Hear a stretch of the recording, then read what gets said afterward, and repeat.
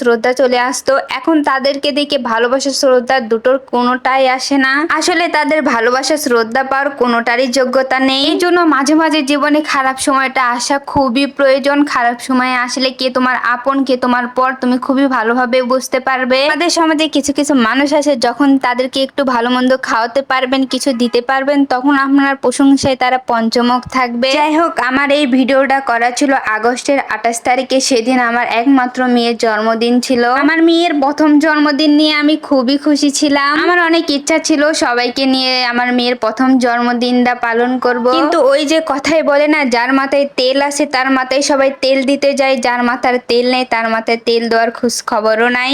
আর আমার এই প্রবাদটা ঠিক হয়েছে কিনা, সঠিক বলতে পেরেছি কিনা, প্লিজ কমেন্টে জানাবেন। আমি এই প্রথম এরকম কথা বললাম। আমার একমাত্র মেয়ের জন্মদিন নিয়ে আমি খুবই খুশি ছিলাম। এটা আমার মেয়ের প্রথম জন্মদিন। আমার মনের মতো তাকে আমি সবকিছু রান্না করে